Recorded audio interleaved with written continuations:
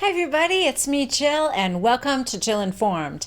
This is the recap of The Real Housewives of Beverly Hills, Season 9, Episode 14, The Show Must Go On. Okay, so we open the show with Lisa's kitchen. I'm speechless because she spent $300,000 for the exact same layout.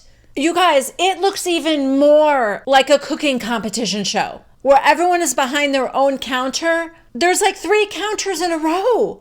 I don't understand it. It is much brighter. Everything's white. I see the beautiful giant slabs of marble. It's very, very pretty. I guess what it is that I don't understand what it's like to need a giant kitchen for entertaining where you are going to have a staff of people working in this room. That has to be what's going on here because Ken and Lisa are the only 2 people that live in that house. And I don't know why that much countertop space is needed and why that, it's got to be that it's for a large staff who's in there, catering a party and stuff like that, right? You should have seen my eyes when I first saw it. Exact same layout, but a different color. Now it is not, stainless steel. Now it's all white marble. Well, John Sessa likes it. That's the important thing.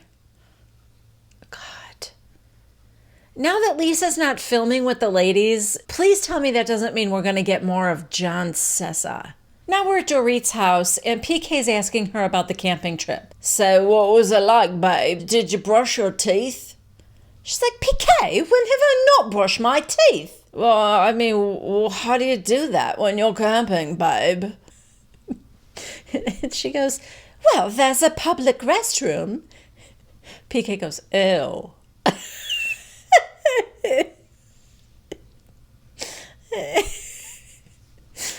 Now we're at Kyle's house with Teddy and Rinna, and she's got them running on a path that goes around her backyard. And if you run around 9 times, that's a mile. It is beautiful. Okay, we check in with Denise, and she is off to a work assignment in Miami. She said it's some sexy, hot, new series. Wait, did I just make that up? Did she say it was sexy and hot, or am I imagining it? I think she did. So I don't know what it is, but she's going to be gone for a few days, and Aaron is staying home with the kids. Okay, now it's about 4 hours until Erika Jayne's show in LA, and I think the ladies are going to that, or the ones that can. Remember when they were on their RV trip, she invited everybody, and I think it was just Denise and Camille that couldn't go. So I'm pretty sure the others are going. But now she's having a rehearsal, and side note, this is quite a confessional look we have going on here. That little flat flying saucer of a hat she's got on. Very interesting. So Denise's daughter Sammy is going to her first dance with a boy, and Denise has to miss it because she's heading to the airport, and she's getting very emotional, and Sammy's like, Mom, why are you crying? It's only 3 days. She goes, I know. It's just, I hate to miss your first dance. And in the confessional, Denise was already saying, I've missed cheerleading things they've done. I missed Lola's first science project and stuff like that. And so she's just emotional. So we're back to Erika before the show, and Tom is there. So that's nice because we hardly ever see Tom on camera. Okay, now it is nighttime, and we are in the car with Kyle and Mauricio and Dorit and PK. I guess those 2 couples are going to be besties now that Kenny and LVP are out. Anyway, they are on their way to Erika's show, and Mauricio is asking Dorit how she liked the camping trip. Kyle is explaining to the guys how Camille was showing them how, with an old boyfriend, that she would massage his prostate. And Kyle's making these gestures. And PK goes, you look like you're playing the piano upside down.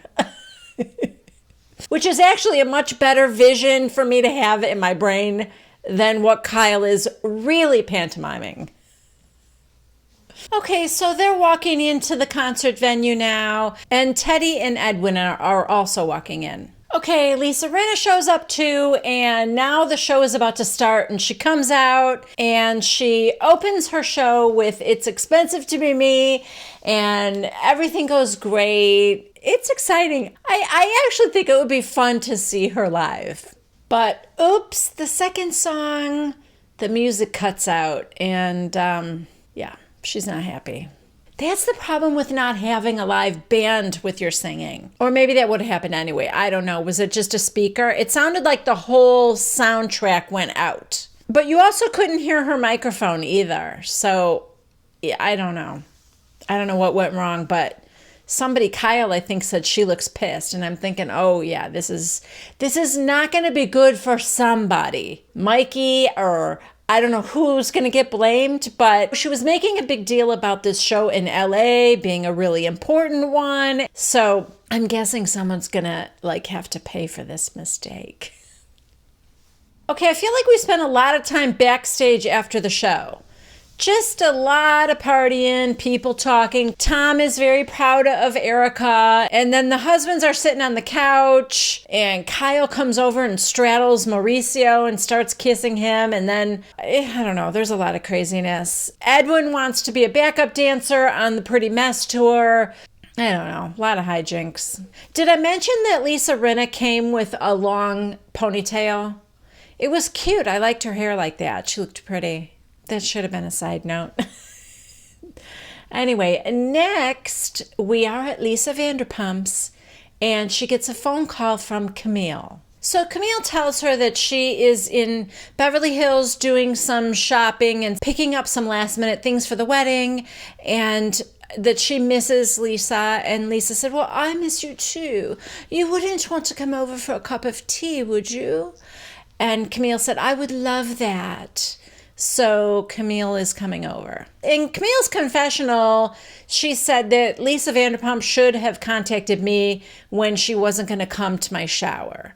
But, Lisa says she didn't get the invitation. And as we all know now, she blocked Kyle. So I guess she didn't get the invitation, if the only invitation was by email.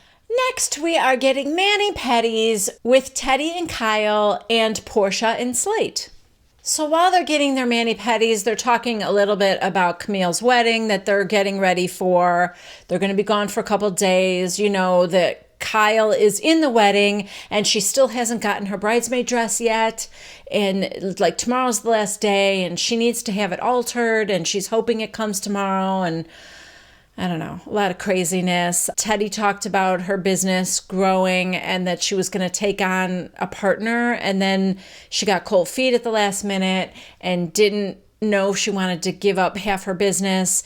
And the kids can sense that she's pressured to do a lot of things and that she's too busy. And, she's feeling a little guilty about all that. Okay, now Camille has arrived at Villa Rosa. People always just walk into Villa Rosa, don't they? I wonder if they need to be buzzed into a gate before they even get there or something. Because it definitely seems like people just open those glass doors and walk in like it's a storefront or a hotel or something, So Lisa comes out to greet her finally, and they go and sit down, and she comments on Camille's ring, and she said, oh, it's beautiful. He's a great case. Well, good reason to marry him. And Camille said, yeah, what do they say? Diamonds are a girl's best friend. And Lisa's like, yes, well, better friend than some friends. I'll take a diamond any day. Okay. Lisa is the queen of those subtle digs and persistent digs, She made a little comment on the phone about friendship and not having these women not being friends. So now she says to Camille that she doesn't really want to lump her in with the others, but they've been terrible to her. Yeah, wait till you play the tape back. Because Camille said some things about your teeth and your breath that you might not appreciate. Just saying. So Camille finally says to her, I would really like you to be at my wedding, but of course, I want you to feel comfortable. And Lisa said, I'm the one that told you should get married. And she said, I know. That's why I would really like you to be there, Lisa. Will you come? And Lisa said, I can't go to the wedding. I'm sorry. Camille says she understands, but, she wishes there was something she could do. But I just feel bad because, you and Kyle were so close and some of these other ladies, And Lisa goes, what do you mean? And she goes, well, I don't know. Teddy had a little go at me. And Lisa said, well, I could go on and on about that one. But, okay, I'm sorry. Teddy wasn't the best, but Teddy did not have a go at you, Camille. You started it. Everybody was having fun, and you said, Teddy, sometimes I think you insert yourself in other people's conversations and that you're a know-it-all. Come on, that was you, Camille. That wasn't Teddy having a go at you.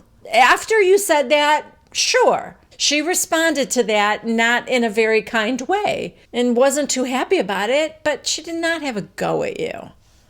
So Camille said, Kyle, I see a real sadness in her. I think she really misses you. And Lisa said, well, I'd feel bad if I were her too, giving up a good friendship. So yeah, Lisa is not having it. She's not playing. So Lisa's kind of going through the litany of things that Kyle has accused her of, not being a good friend, and I believe them, I don't believe you about this. I think your image is more important than your friends. And Lisa's like, just going on and on. And she's like, how many things do I have to keep forgiving? Camille said, you guys have been so close for so long now. And she said, and you guys have a very special friendship. I've said this to the other girls. You guys have a special friendship. Lisa, we don't. Camille's like. And now in the confessional, Camille's saying, Lisa's never acted like the victim before, but now she's acting like a victim. So she's not on Lisa's side here, even though she's acting, so sympathetic to her face. But anyway, Lisa said, we don't. It's done. And I think it is.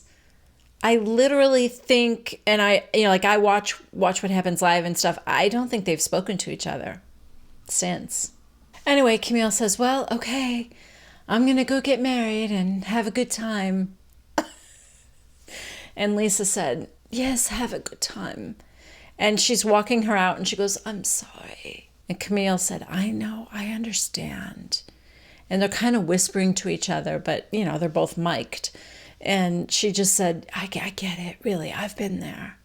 And she's like, I know you have. So anyway, she leaves. She wishes her well at her wedding. She walks out, and Lisa says to Jiggy, she's such a nice person, isn't she? And then the screen turns to black, and it says 24 hours later. You see like somebody being strapped in. I don't know if it's a hospital visit. It looks like a blood pressure cuff. And then you hear this man say, all right, I'm going to be asking you questions. And I'm like, what is it? Is it a trial? What's happening? Lisa Vanderpump is having a polygraph test. Yeah. John Sess is right next to her bud. And he asks the first question. Well, I don't know if it's the first question, but the only one we see is, have you ever given a story to Radar Online? Lisa goes, this thing is quite tight, isn't it, on my arm? And then it says, to be continued. Oh, no. Whatever. We already know, well, the owner, if that's what you call him, the owner of Radar Online, has already given a public statement saying that Lisa Vanderpump has never given him a story. So, I guess one thing I'll be curious to hear in this polygraph test is if they ask her if anyone she knows has given a story or if she suspects that anybody has. I mean, even still, I think there's probably some little technicality there where she said, if you do, I don't want to know about it, maybe. I don't know. But she has made a huge point of constantly adding, or anybody I know. Whenever she says, I've never sold a story, it's always, or anybody I know either. So, I don't know. I can't imagine she's not going to pass with flying colors, because why would she do it? If she had something to hide, why would she do it, But that's for next week. So, you know me, I'm going to be here for it. And if you haven't already, please consider subscribing to Jill Informed. Please give this video a thumbs up if you like it. All interaction, comments, likes, all of that matters in the world of YouTube. And I am trying to grow my channel. So if you are thinking about subscribing, I would really appreciate that as well. Okay. I'm going to be here next Tuesday at 1 p.m. Central Time to recap the next episode of The Real Housewives of Beverly Hills. I hope you'll join me. Bye.